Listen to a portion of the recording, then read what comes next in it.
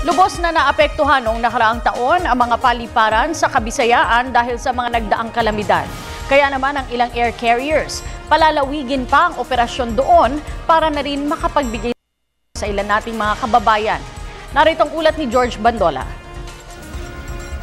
Magdadagdag ng biyahe ang AirAsia mula Manila patungong Tacloban at pabalik. Sabi ni Manong Teveros, maraming nangangailangan pa ng flights ngayon patungo ng Tacloban dahil sa intensibong relief and rehabilitation efforts na ginagawa doon. But we're going to increase our frequency to Tacloban. We fly one daily flight there.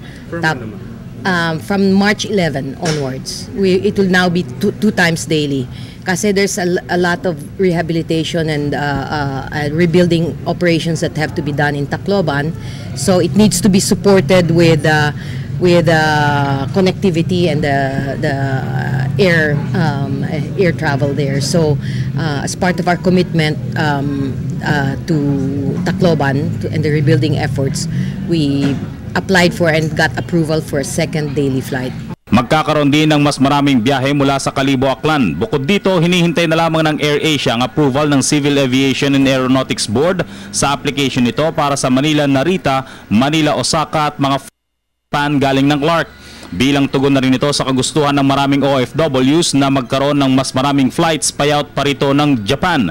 Nauna nang naghayag ang Philippine Airlines ng flight resumption sa Tokyo nitong nakalipas na linggo.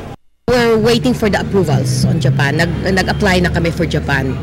We're very excited about it. How many flights po yung in-apply? I don't have the figures exactly, no. That's an AirAsia operation. So I know that we applied for several routes to Narita and to Osaka. Pinangunahan ni Ontiveros ang pagbibigay ng libreng flight sa 70 masuswerteng pares sa alinmang domestic destination. Napili ang 70 pares mula sa mga matatamis na litratong ipinadala na ito online, bahagi ng Love is in the Air promo ng AirAsia ngayong buwan ng mga puso. Para sa Telebisyon ng Bayan, George Bandola.